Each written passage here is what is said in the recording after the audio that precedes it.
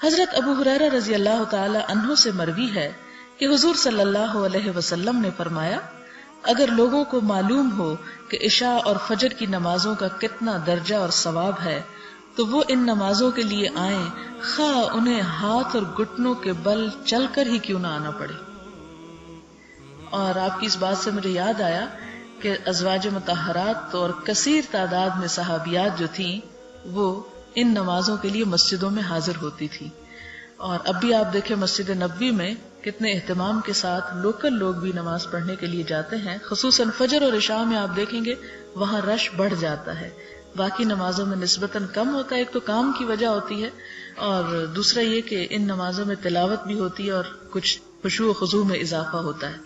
اور بے شمار صحابیات کی ہمیں روایات ملتی ہیں، وہ یہ کہتی ہیں کہ جب ہم نماز پڑھ کے فجر کی لوٹتے تھے تو ابھی اتنا اندھیرا ہوتا تھا کہ ایک دوسرے کی شکلیں پہچانی نہ جاتی تھی،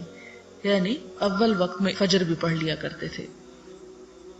حضرت ابو ہریرہ رضی اللہ تعالی عنہ سے مروی ہے، فرماتے ہیں کہ حضور صلی اللہ علیہ وسلم نے فرمایا،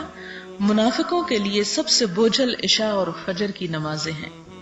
اور اگر انہیں معلوم ہو کہ ان پر کتنا درجہ ملتا ہے تو وہ ان نمازوں کے لیے آئیں، خواہ انہیں ہاتھوں اور گھٹنوں کے بل چل کر آنا پڑے۔ حضرت عثمان بن عفان رضی اللہ تعالی عنہ سے مروی ہے، فرمایا، میں نے حضور صلی اللہ علیہ وسلم کو یہ فرماتے سنا، جو شخص عشاء کی نماز با جماعت ادا کرے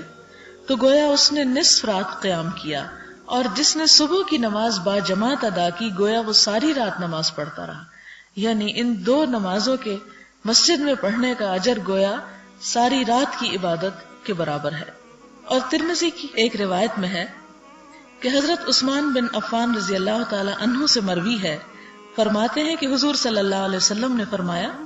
جو عشاء کی جماعت میں حاضر ہو اس کو نصف رات کے قیام کا ثواب ملے گا، اور جو عشاء اور فجر کی نمازیں با جماعت ادا کرے تو گویا اس نے ساری رات قیام کیا۔